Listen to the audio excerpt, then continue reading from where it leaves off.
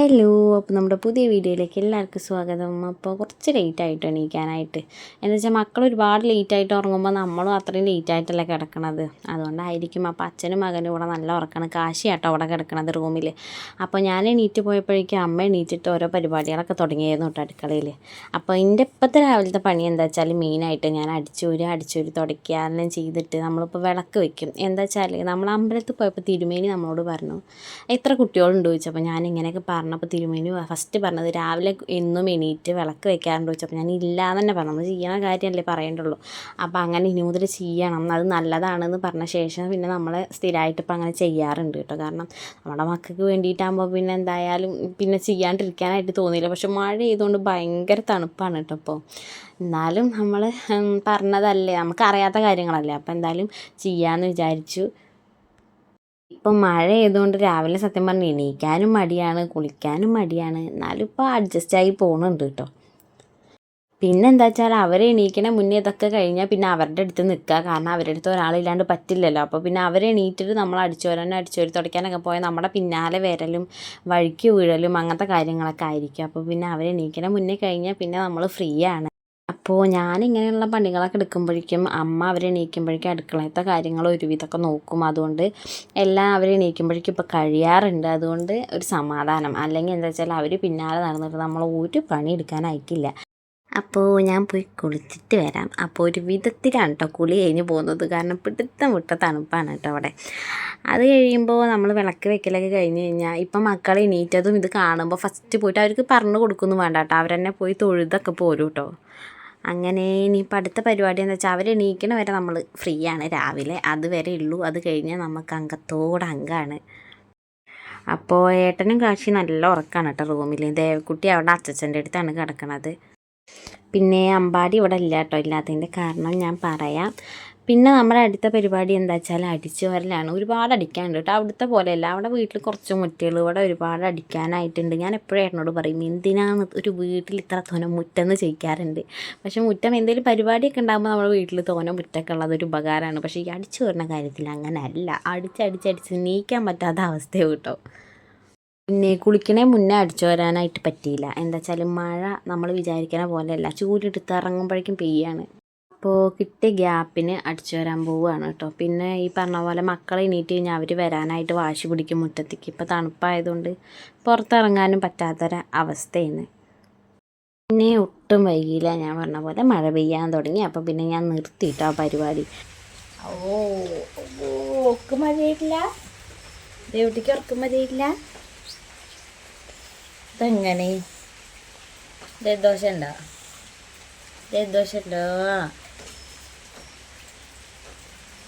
ഇതുണ്ടാത്ത് ഉറക്കത് തോളത്ത് കിടന്നമ്മല്ലേ, അവർ തോളത്ത് കിടന്നോ?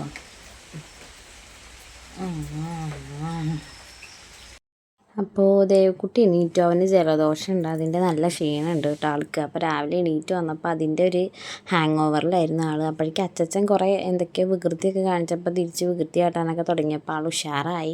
അപ്പോൾ എണീറ്റ് വരുമ്പോൾ തന്നെ പാലും കുപ്പിയൊക്കെ എടുത്ത് കൊടുന്നു തരും കേട്ടോ കൊടുക്കാനായിട്ട്. വേണമെങ്കിൽ അങ്ങനെ ചെയ്യും, അല്ലെങ്കിൽ പിന്നെ നമ്മൾ കൊടുത്താൽ അപ്പം തന്നെ വലിച്ചെറിയും. പിന്നെ നമ്മൾ അതിൻ്റെ പിന്നാലെ നടക്കണം കേട്ടോ. ഈ കുപ്പി പെറുക്കൽ ഇടയിട്ടൊക്കെ ഒരു പണിയാണ്. കാരണം കുടിക്കൽ കഴിഞ്ഞാൽ ആദ്യമൊക്കെ നമ്മുടെ കയ്യിൽ കൊടുന്നു തരും. ഇപ്പം ആ പരിപാടിയൊന്നും ഇല്ലാത്ത ആൾക്കാർക്ക്. അപ്പോഴേക്കും പോപ്കോൺ കണ്ടപ്പോൾ അത് വേണം പറഞ്ഞിട്ട് പിന്നാലെ നടക്കുകയായിരുന്നു. അപ്പോൾ അത് ഒരു പാത്രത്തിൽ ഇട്ട് കൊടുത്തപ്പോൾ എന്താണ് നല്ല കുട്ടിയെ ഇരുന്ന് കഴിക്കുന്നുണ്ട്, ഇങ്ങനത്തെ പരിപാടിയൊന്നും ഇല്ലാത്തതാണ്. എന്തെങ്കിലും പാത്രത്തിൽ ഇട്ട് കൊടുത്തു കഴിഞ്ഞാൽ അത് അപ്പം തന്നെ തല കുത്തനെ മറിച്ചിടും, എന്നിട്ട് നിലത്തുനിന്ന് കേട്ടോ പെറുക്കി കഴിക്കുള്ളൂ. എന്തായാലും അവൻ അവിടെ ഇരിക്കട്ടെ. അപ്പോൾ പിന്നെ നമ്മുടെ ബാക്കി പരിപാടികൾ എന്താ വെച്ചാൽ കാശിയും കൂടി എണീക്കുമ്പോഴേക്കും പഴമൊക്കെ പുഴുങ്ങി വെച്ച് കഴിഞ്ഞാൽ എണീറ്റ് കഴിഞ്ഞാൽ കൊടുക്കാമെന്ന് പറഞ്ഞിട്ടാണ് കേട്ടോ. അപ്പോൾ രാവിലെ കുറച്ച് സമയം ഉറങ്ങും. അപ്പോൾ പിന്നെ എണീക്കുമ്പോൾ വിശപ്പ് ഉണ്ടാവുമല്ലോ, 9 മണി 9:30 ആവും എണീക്കാൻ. അപ്പോൾ പിന്നെ അങ്ങനെ അവർ എണീക്കുമ്പോഴേക്കും ഉണ്ടാക്കാമെന്ന് വിചാരിച്ചിട്ടാണ്. അപ്പോൾ അമ്മയും ഞാനും, അമ്മയ്ക്ക് മൂക്ക് കുത്തുന്നത് ഇഷ്ടമാണെന്നൊക്കെ പറഞ്ഞപ്പോൾ അതിനെക്കുറിച്ച് ഇങ്ങനെ സംസാരിക്കുമായിരുന്നു കേട്ടോ. മൂക്കുത്തി ഉണ്ടായിരുന്നു, അത് ഊരി. അപ്പോഴേക്കും പിന്നെ അത് ഓട്ടെ കടഞ്ഞു പോയി എന്നൊക്കെ പറയുമായിരുന്നു. പിന്നെ ഞങ്ങൾക്ക് ഉണ്ടാക്കും വേറൊരു പരിപാടി ഉണ്ട്. ഞാൻ എന്തെങ്കിലും പച്ചക്കറിയൊക്കെ അരിക്കുന്ന സമയത്ത് സീരിയൽ ഫോണിൽ ഓണാക്കി ഇടും കേട്ടോ. ഞാൻ 1-2 സീരിയലൊക്കെ ഇങ്ങനെ ഇടയ്ക്ക് കേൾക്കും, കാണില്ല കേൾക്കും. അപ്പോൾ അത് ഞങ്ങൾക്ക് രാവിലെ ഒരു പരിപാടിയാണ് കേട്ടോ. അപ്പോഴേക്കും ഇതാ അച്ഛനും മോനും എണീറ്റിട്ടുണ്ട്. അച്ഛനെ എണീക്കാൻ അവൻ സമ്മതിക്കണേ ഇല്ല കേട്ടോ. അവൻ അച്ഛനെ പറ്റിപ്പിടിച്ച് വെറും അച്ഛക്കുട്ടിയാണ് കേട്ടോ. നമ്മുടെ അടുത്തേക്ക് വരികയില്ല ചില സമയത്ത്. അപ്പോൾ നമ്മുടെ അടുത്ത പരിപാടി കഴിക്കാൻ കൊടുക്കാനാണ്. അപ്പം ജലദോഷം ഉള്ളതുകൊണ്ടാണോ എന്നറിയില്ല, അവർക്ക് എന്തെങ്കിലും കൊടുക്കുമ്പോഴേക്കും ഛർദ്ദിക്കാൻ വരുമൊക്കെയാണ്. അതുകൊണ്ട് ഇപ്പോൾ 2 ദിവസമായിട്ട് ഫുഡ് കഴിക്കണേ ഇല്ല കേട്ടോ, ഒന്നും കഴിക്കണേ ഇല്ല. എപ്പോഴെങ്കിലും കുറച്ച് പാല് കൊടുത്താൽ അതേ ഉള്ളൂ. അതുകൊണ്ട് ആകെ വാടി തൂങ്ങിക്കൊണ്ടായിട്ട് എണീറ്റ് കുട്ടിക്കൊന്നും എണീറ്റ് നിൽക്കാൻ വയ്യ ചില സമയത്ത്. അപ്പോൾ വയ്യാണ്ടായതുകൊണ്ട് ഭയങ്കര വാശിയും കരച്ചിലൊക്കെയാണ് കേട്ടോ, ഒട്ടും നമുക്ക് കൺട്രോൾ ചെയ്യാൻ പറ്റില്ല ചിലപ്പോൾ. അപ്പോൾ വയ്യാത്തതുകൊണ്ടായിരിക്കും. പക്ഷേ ഈ വീഡിയോയിൽ കാണുന്ന കുറച്ച് ഭാഗത്ത് ആൾക്കാരേ അല്ല കേട്ടോ ഇവർ, ഭയങ്കര വാശിയാണ് ഇപ്പോൾ. അപ്പോൾ ഇന്ന് രാവിലെ കഞ്ഞിയായിരുന്നു കേട്ടോ. അപ്പോൾ എനിക്ക് പൊതുവേ കഞ്ഞിയാണ് രാവിലെ. പിന്നെ മഴയും കൂടി ആവുകൊണ്ട് നല്ല തണുപ്പും കാര്യങ്ങളൊക്കെ അല്ലേ, അപ്പോൾ രാവിലെ കഞ്ഞി കുടിക്കാൻ നല്ലത്. പക്ഷേ ഇവിടെ ആർക്കും ഇഷ്ടമില്ല കേട്ടോ, എനിക്ക് മാത്രമാണ് രാവിലെ കഞ്ഞി കുടിക്കാൻ ഇഷ്ടം. അപ്പോൾ ഇന്നലെ അരി വെള്ളത്തിടാൻ മറന്നുപോയി. ഇനിയിപ്പോൾ എല്ലാവരും കഴിക്കാൻ വരുമ്പോഴായിരിക്കും എന്താ ഉണ്ടാക്കിയില്ലാന്ന് ചോദിക്കും. അപ്പോൾ എന്തായാലും കഞ്ഞിയാണ് കേട്ടോ രാവിലെ കുടിച്ചത്. അത് കഴിയുമ്പോൾ പിന്നെന്താ, നമ്മുടെ മരുന്ന് പരിപാടിയാണ്. മരുന്ന് കുടിപ്പിക്കാൻ കുറച്ച് പാടാണ്. കാശിക്ക് കുഴപ്പമില്ല, ദേവുട്ടിക്കാണ് കേട്ടോ. അവനിപ്പോൾ ഞാൻ മരുന്ന് കൊടുക്കുകയാണെങ്കിലും മേലേക്ക് വലിച്ച് മൂക്കിൽ കൂടെയൊക്കെ വരും. അതുകൊണ്ട് അവന് കൊടുക്കാൻ ചെറിയ പേടിയാണ് എനിക്ക്. അപ്പോൾ അതൊക്കെ കഴിഞ്ഞപ്പോൾ അടുത്തത് നമ്മുടെ കാശീനെയും കൊണ്ട് നമുക്കൊന്ന് പുറത്ത് പോകാനുണ്ട്. ഹോസ്പിറ്റലിൽ പോയി ആവി പിടിക്കാനുണ്ട്. അപ്പോൾ അതിനുള്ള മൽപ്പിടുത്താണ് കേട്ടോ നടക്കണത്. അതെന്താ വെച്ചാൽ ദേവുട്ടീൻ്റെ ഡ്രസ്സ് മാറിയോ എന്നൊരു സംശയമുണ്ട്. ഇവർക്ക് ഒരുപോലത്തെ ഡ്രസ്സ് ഉള്ളതുകൊണ്ട് നമുക്ക് ചില സമയത്ത് തിരക്കൂട്ടിയൊക്കെ എടുക്കുമ്പോൾ ചിലപ്പോൾ അങ്ങോട്ടും ഇങ്ങോട്ടൊക്കെ മാറിപ്പോവും. അപ്പോൾ ദേവുട്ടീൻ്റെ അമ്പാടിക്ക് ഓക്കെയാണ്, പക്ഷെ കാശിക്ക് കുറച്ച് ടൈറ്റ് ഉണ്ടാവാറുണ്ട് കേട്ടോ. ഇനിയിപ്പോൾ മാറിയിട്ടാണോ എന്നറിയില്ല, ചിലത് കീറുന്നില്ല അങ്ങനെയൊക്കെ. അപ്പോൾ ഞാനിപ്പോൾ വീട്ടിൽ പോയി വന്നുകൊണ്ട് ഡ്രസ്സൊക്കെ ആകെ അലക്കോലെ പിടുത്തിയിട്ട് ഇനി ഞാൻ ഒന്നിന്ന് തുടങ്ങണം എല്ലാം എടുക്കാനും പെറുക്കാനും ഒക്കെ കേട്ടോ. അവനാണെങ്കിൽ ഇത് പറ്റിയിട്ടുമില്ല. അവനെന്തോ ഒരു അസ്വസ്ഥത അതിട്ട് കൊടുത്തപ്പോൾ പിന്നെ എല്ലാം കഴിഞ്ഞപ്പോഴാണ് ആളൊന്ന് ഓക്കെ ആയത് കേട്ടോ. പൊതുവേ കാശി എങ്ങനെയാണെന്ന് വെച്ചാൽ അവന് ഒരു ഡ്രസ്സ് നമ്മൾ ഇട്ട് കൊടുത്താൽ അവനത് ഇഷ്ടപ്പെട്ടില്ലെങ്കിൽ അവൻ എന്തോ ഒരു ഭാവം നമ്മുടെ മുഖത്ത് കാണിക്കാറുണ്ട്. അപ്പോൾ അത് കണ്ടാൽ നമുക്ക് മനസ്സിലാവും അവനത് ഇഷ്ടപ്പെട്ടിട്ടില്ല എന്നുള്ളത് കേട്ടോ. ഇപ്പോഴേ ഇവരൊക്കെ എങ്ങനെയാണ്, വേറെ ഡ്രസ്സൊക്കെ നമ്മുടെ കയ്യിൽ കൊടുന്ന് തരും അത് ഇട്ട് കൊടുക്കാനായിട്ട്. മറ്റവർക്ക് ആ കുഴപ്പമില്ല, ഇവനാണ് എപ്പോഴും ആ പരിപാടി കാണിക്കാറുള്ളത് കേട്ടോ. അവന് ഇഷ്ടപ്പെട്ട ഡ്രസ്സാണ് അവൻ ഇടുള്ളൂ. അപ്പോൾ ദേവുട്ടീനെ ഞാൻ പുറത്താക്കിയതാണ് കേട്ടോ. ഇവനെ ഡ്രസ്സ് മാറ്റുന്നത് കണ്ടാൽ അവനറിയാം നമ്മൾ പുറത്ത് പോകാനാണെന്ന്. അപ്പോൾ അവന് വിഷമം വരും, അവൻ കരഞ്ഞുകൊണ്ട് ഇങ്ങനെ നടക്കും കേട്ടോ. നമ്മൾ പോകുമ്പോൾ ഒരുവിധം അറിയാനായല്ലോ. ആദ്യമൊക്കെ ഞാൻ ഒരാളെയും കൊണ്ട് ഹോസ്പിറ്റലിലേക്കൊക്കെ പോണ സമയത്തൊന്നും അവർക്ക് ഒരു കുഴപ്പമുണ്ടായിരുന്നില്ല കേട്ടോ. പക്ഷെ നേരെ മറിച്ച് ഇപ്പോൾ ഞാൻ എങ്ങനെയെങ്കിലും റെഡിയായി ഞാൻ ഡ്രസ്സ് മാറ്റിക്കണ്ട അപ്പം കരയാൻ തുടങ്ങും. അതുപോലെ നമ്മളെ കാണാണ്ടാകുമ്പോഴേക്കും റൂമിലൊക്കെ വന്ന് നോക്കി കരയും. അപ്പം അമ്മയും പറയുന്നുണ്ട് ഇപ്പോൾ കുറച്ച് ബുദ്ധിമുട്ടാവുന്നുണ്ട്. കാരണം എന്താ വെച്ചാൽ ആദ്യത്തെ പോലെ ഇങ്ങനെ നിൽക്കണില്ല, വാശി പിടിച്ച് കരഞ്ഞുകൊണ്ടേ ഇരിക്കും. എന്ത് കാണിച്ചാലും എടുത്ത് നടന്നാലൊന്നും കരച്ചിൽ മാറ്റണില്ല പറയും കേട്ടോ. അപ്പോൾ ദേവുട്ടിയാണെങ്കിലും കാശി അമ്പാടി ഓക്കെയാണ്, പക്ഷേ ദേവുട്ടിയും കാശിയും റൂമിലൊക്കെ വന്ന് തിരഞ്ഞ് അമ്മ പറഞ്ഞ് കരയുന്നൊക്കെ പറയുന്നുണ്ട്. അപ്പോൾ ആദ്യമൊന്നും ആ കുഴപ്പമുണ്ടായിരുന്നില്ല. അതുകൊണ്ട് നമുക്ക് ഇവരെയും കൊണ്ട് ഹോസ്പിറ്റലിൽ പോകുമ്പോൾ ഒന്നും കുഴപ്പമുണ്ടായിരുന്നില്ല കേട്ടോ. അപ്പോൾ നമുക്കും പാവം തോന്നും, ഇങ്ങനെ ഇവിടെ ആക്കി പോകുമ്പോഴൊക്കെ നമുക്കൊരു പാവം തോന്നും. അങ്ങനെ ഞാനും റെഡിയായി, ഏട്ടൻ വന്നിട്ടുണ്ട് കേട്ടോ. അപ്പോൾ ചാച്ചൻ ടാറ്റയൊക്കെ പറഞ്ഞ് ചാച്ചനും പോകാൻ നിൽക്കുകയാണ്. അപ്പോൾ നമ്മൾ സ്കൂട്ടിയിൽ തന്നെയാണ് പോയത്. ഇവന് ഇപ്പോൾ ടൂറ് പോണ പോലെ കേട്ടോ. അപ്പോൾ ഇടയ്ക്കിടയ്ക്ക് നമ്മൾ ആവി പിടിക്കാനും ഹോസ്പിറ്റലിലേക്കൊക്കെ കൊണ്ടുപോകുമ്പോൾ അവന് നല്ല സന്തോഷമാണ്. എൻ്റെ കുട്ടീനെ വീട്ടിലാക്കിയിട്ട് പോണതിൻ്റെ അടങ്ങാറാണ് സത്യം പറഞ്ഞാൽ. എനിക്ക് കുഴപ്പമില്ല, അവൻ അങ്ങനെ കരയുന്ന കാണുമ്പോൾ നമുക്കൊരു വിഷമമാണ് കേട്ടോ പോകുമ്പോൾ. അതപ്പോൾ കാണിച്ചിരിക്കും.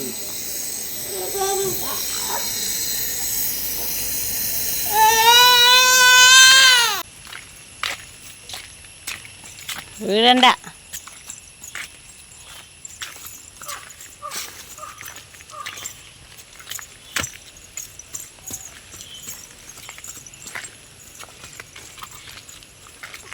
അമ്മ വരുന്നുണ്ട്, നീ പോ. ബാ ബാ.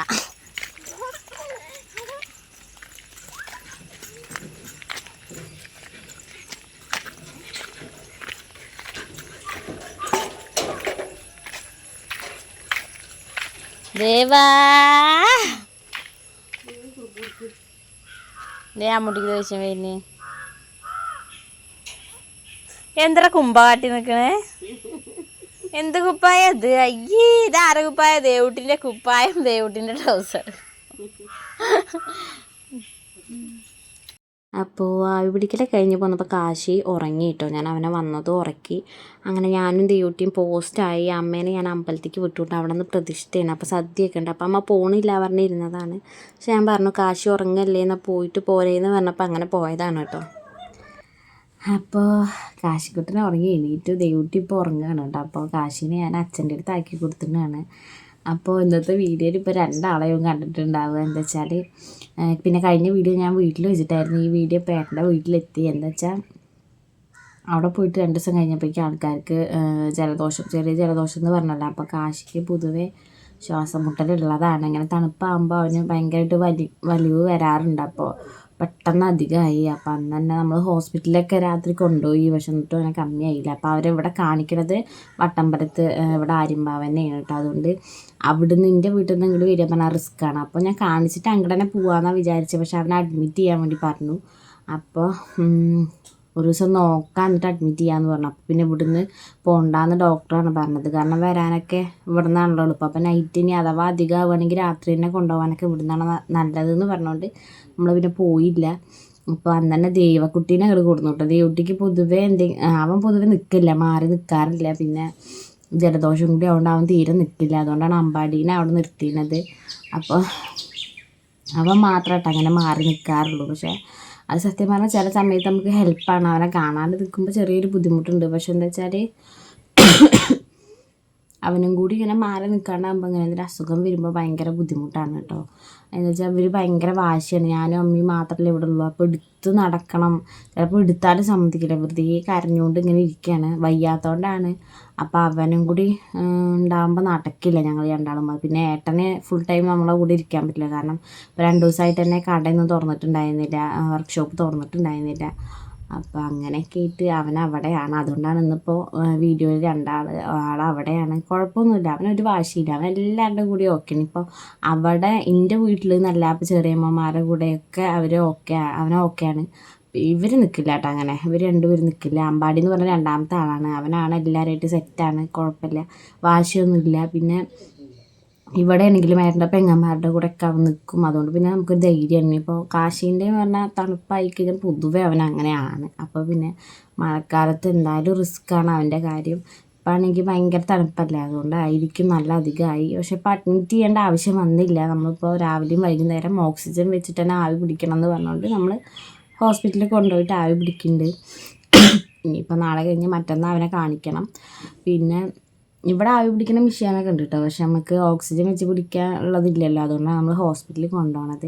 ഇപ്പോൾ എന്തായാലും കുറഞ്ഞിട്ടുണ്ട്. ഞാൻ ഫസ്റ്റ് ടൈമാണ് അവന് ഇത്രയും അധികമായി കാണുന്നത്. ഇതിന് മുന്നേ വന്നിട്ടുണ്ട്, പക്ഷെ നമുക്ക് അത്രയും അധികമായിട്ട് തോന്നിയിട്ടില്ല. കൊണ്ടുപോകും കേട്ടോ, അപ്പോഴും ഹോസ്പിറ്റലിൽ കൊണ്ടുപോകും. പക്ഷെ ഞാൻ കാണുന്നത് നേരിട്ട് ഇത്രയും അധികമായിട്ട് ആദ്യമായിട്ടാണ്. അതുകൊണ്ട് നമ്മൾ ടെൻഷനായി. അപ്പോൾ എന്താ ഇപ്പം ഓക്കെ ആയി. 3 ആൾക്കും ചെറിയ ജലദോഷമുണ്ട്. അമ്പാടിക്ക് കുറഞ്ഞു എന്ന് പറഞ്ഞു. ഇവിടെ ദേവക്കുട്ടിക്കും നല്ല ജലദോഷമുണ്ട്. അതിൻ്റെ വാശിയാണ് ആൾക്കാർക്ക്. എന്തായാലും ഓക്കെ ആയി വരുന്നുണ്ട്. പിന്നെ മറ്റയാളെ കാണാത്തതിൻ്റെ ഒരു ചെറിയൊരു ഇത്. കാരണം അവൻ എന്ന് പറഞ്ഞു കഴിഞ്ഞാൽ അവൻ ഉണ്ടെങ്കിലാണ് ശബ്ദം, ഒച്ചയും ബഹളമൊക്കെ ഉള്ളൂ. അങ്ങനെയാണ്. അപ്പം അവനെ കാണാത്തതിൻ്റെ ചെറിയൊരു ബുദ്ധിമുട്ട്. ഇനി എന്തായാലും ഞാൻ ഇവനെ കാശീനെ നാളെ കഴിഞ്ഞ് മറ്റന്നാൾ ഹോസ്പിറ്റലിൽ കാണിച്ചിട്ട് എന്താ പറയണത് നോക്കിയിട്ട് അവനെ കൊണ്ടുവരണുള്ളൂ വെച്ചിട്ടാണ്. കാരണം നമ്മൾ കാണാണ്ടിരിക്കുമ്പോൾ വിഷമം എന്ന് വിചാരിച്ചിരുന്നിട്ട് കാര്യമില്ല. അസുഖം എന്ന് പറഞ്ഞാൽ പെട്ടെന്ന് പകരുകയാണ് ഇവർക്ക്. അപ്പോൾ അവന് കുറച്ച് കമ്മിയായിട്ടുണ്ട്. അപ്പോൾ ഇനി അവനതിൽ കൊടുന്നിട്ട് അവനും വയ്യാണ്ടാവുകയാണ്. അപ്പോൾ അവൻ അവിടെ നിൽക്കുന്ന സ്ഥിതിക്ക് നമ്മൾ കൊടുന്ന അവൻ അസുഖം കൂട്ടാണ്ടിരിക്കായിരിക്കും നല്ലതെന്ന് തോന്നി. അതുകൊണ്ടാണ്. അപ്പം എന്തായാലും അവൻ അവിടെ നിൽക്കട്ടെ. അവനെ കാണിച്ചിട്ട് കാശീനെ കാണിച്ചിട്ട് ഞാൻ കൊണ്ടുവരണുള്ളൂ എന്ന് വിചാരിച്ചു കേട്ടോ. പിന്നെ ഡേ ഇൻ മൈ ലൈഫൊക്കെ ചെയ്യണം. ഞാൻ എന്താ പറയുക, ഇവരെ കുറച്ച് കമ്മിയായിട്ട് എന്താ വെച്ചാൽ നമ്മൾ പകുതി വരെ എത്തിയിട്ടുണ്ടാവും കേട്ടോ വീഡിയോ എടുത്തിട്ട്. അപ്പോഴേക്കും എന്തെങ്കിലും ഒരു കുറുമ്പോ അതും ഇതൊക്കെ ആയിട്ട് നമുക്ക് അന്നത്തെ വീഡിയോ കംപ്ലീറ്റ് ചെയ്യാൻ പറ്റില്ല. അപ്പോൾ അങ്ങനെ കുറേ വീഡിയോസ് ഞാൻ എടുത്ത് വെച്ചിട്ടുണ്ട്. പക്ഷേ എന്താ വെച്ചാൽ അത് കംപ്ലീറ്റ് ചെയ്ത് ഇടാനായിട്ട് പറ്റാറില്ല. അതുകൊണ്ടാണ് ഞാൻ പിന്നെ ഡേ ഇൻ മൈ ലൈഫ് ഇപ്പം അങ്ങനെ ചെയ്യാത്തത്. എന്തായാലും ഇവർ മാറട്ടെ, അമ്പാടിയും കൂടി വരട്ടെ. അപ്പോഴേക്കും എന്തായാലും റെഡിയാവും. മഴക്കാലം ആയതുകൊണ്ടാണ് ഇഷ്യൂ. പിന്നെ ഇപ്പോൾ എന്താ പറയുക, ഹോസ്പിറ്റലിൽ പോകാനും പേടി. ഇവിടെ നിപ്പ എന്നൊക്കെ പറയുമ്പോൾ നമുക്ക് ടെൻഷനാണ്. കുട്ടികളെയും കൊണ്ട് പോകാനായിട്ട് നമ്മുടെ കാര്യമല്ല, മക്കളെയും കൊണ്ട് പോകുമ്പോൾ ചെറിയൊരു പേടിയാണ്. ഇവിടുന്ന് ആവി പിടിക്കാൻ പറ്റുകയാണെങ്കിൽ നമുക്ക് ടെൻഷൻ ഉണ്ടായിരുന്നില്ല. പക്ഷെ അപ്പോൾ അതിനൊരു വഴിയില്ല. ഓക്സിജൻ വെച്ചിട്ട് തന്നെ പിടിക്കണം നിർബന്ധം പറഞ്ഞുകൊണ്ടാണ്. അല്ലെങ്കിൽ പിന്നെ ഞാൻ പോവില്ലായിരുന്നു കേട്ടോ അവനെ കൊണ്ട്. പിന്നെ ഞാൻ ഈ വീഡിയോയിൽ പറയണമെന്ന് വിചാരിച്ചൊരു കാര്യം, ഞാൻ ഡെലിവറി സ്റ്റോറി പറഞ്ഞ സമയത്ത് ഞാൻ പറഞ്ഞിട്ടുണ്ടായിരുന്നു മെഡിക്കൽ കോളേജിലായിരുന്നു കോഴിക്കോട്. അപ്പോൾ അവിടുത്തെ കാര്യങ്ങൾ ഞാൻ പറയാമെന്ന് പറഞ്ഞിട്ട് ഞാൻ അങ്ങനെ ഒരു വീഡിയോ പിന്നെ ചെയ്തിട്ടില്ല. ഞാൻ ഡെലിവറി സ്റ്റോറി പറഞ്ഞു, ഞാൻ ഹോസ്പിറ്റലിനെ കുറിച്ച് പറയാമെന്ന് പറഞ്ഞിട്ട് പിന്നെ ഞാൻ പറഞ്ഞിട്ടുണ്ടായിരുന്നില്ല. അപ്പോൾ അതിൻ്റെ ഒരു കാര്യം ഞാൻ പറയാൻ വിചാരിച്ചതെന്ന് വെച്ചാൽ, കഴിഞ്ഞ ദിവസമാണ് ഞാൻ ഇൻസ്റ്റഗ്രാം അതുപോലെ യൂട്യൂബൊക്കെ എടുക്കുമ്പോൾ നമുക്ക് കാണുന്നത് ഇങ്ങനെ ബിന്ദു എന്ന് പറഞ്ഞിട്ടുള്ള അവരുടെ മരണം അറിയണത്. അപ്പോൾ ഞാനിങ്ങനെ വിചാരിച്ചു, ഈ ഗവൺമെൻറ് ഹോസ്പിറ്റൽ എനിക്കുണ്ടായി, ഞാൻ ആദ്യമായിട്ടാണ് പോണത്, എൻ്റെ ഡെലിവറിക്ക് വേണ്ടിയിട്ടാണ് പോണത് കേട്ടോ. അതുവരെ ഞാൻ അങ്ങനെ എനിക്കങ്ങനെ കാര്യപ്പെട്ട അസുഖങ്ങൾ വന്ന് അഡ്മിറ്റ് ചെയ്യാൻ അങ്ങനെ ആവശ്യം അതുവരെ വന്നിട്ടില്ല. അതുകൊണ്ട് പിന്നെ ഡെലിവറി വരെ നമ്മൾ ഇവിടെ ഹോസ്പിറ്റലിലായിരുന്നല്ലോ, അതുകൊണ്ട് എനിക്കറിയില്ല. ഞാനിവിടെ മണ്ണാർക്കാട് ഹോസ്പിറ്റലിൽ, പിന്നെ പെരിന്തൽമണ്ണയായിരുന്നു ഞാൻ കിടന്നിട്ടുണ്ടായിരുന്നത്. പിന്നെ അത് കഴിഞ്ഞിട്ട് അവിടെ നിന്നാണ് നമ്മൾ അങ്ങോട്ട് പോണത്, മെഡിക്കൽ കോളേജിലേക്ക് പോകണം. അപ്പോൾ എൻ്റെ ഇത് പറയാം കേട്ടോ, ഞാൻ കുറ്റം അങ്ങനെ ഇത് എങ്ങനെ എടുക്കും എന്നുള്ളത് എനിക്കറിയില്ല, ഇത് കാണുന്നവർ. പക്ഷേ എനിക്ക് പറയാനുള്ള കാര്യം എന്താ വെച്ചാൽ, ഞാൻ അന്നേ വീഡിയോ ചെയ്യാനിരുന്നതാണ്. അപ്പോഴും ഏട്ടൻ പറഞ്ഞു നീ അങ്ങനെയൊന്നും പറയണ്ട അങ്ങനെയൊക്കെ പറഞ്ഞു. പക്ഷേ എനിക്കിപ്പോൾ അത് പറയണമെന്ന് തോന്നി. കാരണം ഞാൻ അവിടെ പോയ സമയത്ത് അവിടുത്തെ ഡോക്ടേഴ്സ് ആയിക്കോട്ടെ, നമ്മൾ പൊതുവേ ഒരു ഹോസ്പിറ്റലിൽ പോയി കഴിഞ്ഞാൽ നമ്മളെ ഏതവസ്ഥയിലായിരിക്കും പോകുന്നുണ്ടാവുക, അതും നമ്മളിവിടുന്ന് പറ്റാണ്ട് നമ്മൾ അങ്ങോട്ട് വിടുക പറയുമ്പോൾ ഏതവസ്ഥയിലായിരിക്കും.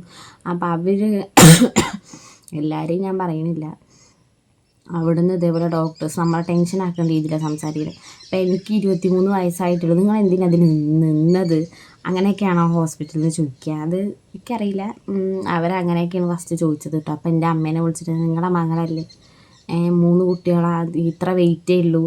പക്ഷേ എന്താ പറയുക, നമ്മൾ ഓൾറെഡി ടെൻഷൻ അടിച്ചിട്ടാണ് അങ്ങോട്ട് പോയത്. അപ്പോൾ പിന്നെ അവരെ ഭാഗത്തു നിന്ന് അങ്ങനത്തെ എന്തായാലും അത്രത്തോളം എത്തി, ഇനി നമുക്ക് നോക്കാം അങ്ങനല്ലേ പറയേണ്ടത്. പക്ഷേ അവരങ്ങനെയൊന്നല്ല സംസാരിച്ചത്, അതിനെക്കുറിച്ചിട്ടല്ല കേട്ടോ പറയണത്. അത് ഞാൻ പോയ സമയത്തുണ്ടായിരുന്നത് പറഞ്ഞതാണ്. ഞാൻ വാർഡിൽ കിടന്ന സമയത്ത് അവിടെ ഒരുപാട് പേഷ്യൻസ് ഉണ്ട്. അപ്പോൾ വാർഡ് കിടന്ന സമയത്ത് ആ വാർഡിൽ ഞാനുള്ള സമയത്ത് 2 വീൽ ചെയറാണ് ഉണ്ടായിരുന്നത്. അതിൽ നമ്മൾ എനിക്ക് തന്നെ എല്ലാ ദിവസവും പോയി സ്കാൻ ചെയ്യണം, അല്ലെങ്കിൽ എല്ലാ ദിവസവും അനക്കം നോക്കണം, അങ്ങനത്തെയൊക്കെ ഒരു അവസ്ഥയാണ്. പിന്നെ ബെഡിൽ നിന്ന് ഇറങ്ങി നടക്കാൻ പാടില്ല, അങ്ങനത്തെയൊക്കെ ഒരു ഇതാണ് എന്നോട് പറഞ്ഞിട്ടുണ്ടായിരുന്നത്. അപ്പോൾ ഈ 2 വീൽ ചെയറും ഇത്രയും പേഷ്യൻസും ആകുമ്പോൾ ആ ഒരു വാർഡിൽ എനിക്ക് ടോയ്ലറ്റ് പോകണമെങ്കിൽ വീൽ ചെയറിലാണ് അമ്മ കൊണ്ടുപോയിട്ടുണ്ടായിരുന്നത്. അത് ഒരുപാട് ദൂരം, എൻ്റെ ബെഡിൽ നിന്ന് ഒരുപാട് ദൂരെയാണ് ടോയ്ലറ്റ് ഇരിക്കുന്നത്. അപ്പോൾ അങ്ങനെയൊക്കെ. അപ്പോൾ ഈ ഞാൻ അത്യാവശ്യമായിട്ട് നമുക്ക് ടോയ്ലറ്റ് പോകണം, ഈ പ്രഗ്നൻ്റ് ആയിരിക്കുമ്പോൾ അറിയാമല്ലോ. അപ്പോൾ നമുക്ക് അങ്ങനെ ഒരുപാട് സമയം പിടിച്ച് നിൽക്കാൻ പറ്റില്ല. അപ്പോൾ അങ്ങനെ പോകണമെന്നുണ്ടെങ്കിൽ നമുക്ക് വീൽ ചെയർ ഇല്ല, പക്ഷേ എനിക്ക് നടക്കാനും പാടില്ല. അങ്ങനത്തെ സിറ്റുവേഷൻ ഒരുപാട് തവണ ഉണ്ടായിട്ടുണ്ട്. അപ്പം ഞാൻ ഒരു വഴിയില്ല വീൽ ചെയറിന്. പിന്നെ വീൽ ചെയർ വേണമെങ്കിൽ നമ്മൾ ഏറ്റവും അടിയിലേക്ക് പോകണം. അവിടെ പോയി കഴിഞ്ഞാൽ അവിടെ വീൽ ചെയറില്ല. ഓരോ പേഷ്യൻസ് വരുന്നതിനനുസരിച്ച് നമ്മളിത് എടുത്ത് കൊണ്ടുപോകല്ലേ, അത് അവിടെ തന്നെ വെക്കുന്ന പരിപാടിയൊന്നും അല്ലല്ലോ. അതുപോലെ സ്കാനിങ്ങിന് ഇതുപോലെ ഒരു വട്ടം കൊണ്ടുപോയിട്ട് ഒരുപാട് പിടിയും വലിയും നടത്തിയിട്ടാണ് സത്യം പറഞ്ഞാൽ ആ വീൽ ചെയർ അമ്മയ്ക്ക് കിട്ടിയത്. കാരണം എന്താ വെച്ചാൽ, പറഞ്ഞ ടൈമിൽ നമ്മൾ അവിടെ എത്തിയിട്ടില്ലെങ്കിൽ അവിടെ അത് ക്ലോസ് ചെയ്തു എന്ന് അവർ പറയും. അതായത് എനിക്ക് പറഞ്ഞു കഴിഞ്ഞാൽ ഇടയ്ക്കിടയ്ക്ക് സ്കാനിങ് പറഞ്ഞിരുന്നു.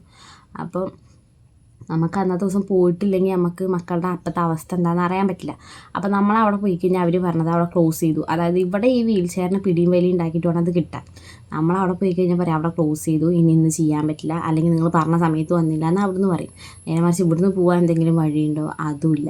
എന്നിട്ട് ഒരു ദിവസം ഇതുപോലെ അമ്മ അങ്ങനെ വീൽ ചെയർ കൂടുന്നു, ഞാൻ അവിടെ പോയപ്പോൾ എന്താ ഇത് ക്ലോസ് ചെയ്തു എന്ന് ഒരു തവണ പറഞ്ഞു. പിറ്റേ ദിവസം പോയി അവിടെ എത്തിയപ്പോൾ ഈ ഞാൻ കസേരയ്ക്ക് ഇരുന്നതും ആ വീൽ ചെയർ എടുത്തിട്ട് അടുത്ത ആൾ പോയി. പിന്നെ എനിക്ക് തിരിച്ചു പോകാൻ വേറെ ഒരു വഴിയില്ല. ഞാൻ ഒരുപാട് സമയം ഇരുന്നു, എനിക്ക് ഇരിക്കാൻ പറ്റില്ല, എനിക്ക് കുറേ സമയം അവിടെ ഇരിക്കാൻ പറ്റില്ല, അവിടെ കിടക്കാനുള്ള ഒരു ഇത് ഉണ്ടായിരുന്നില്ല.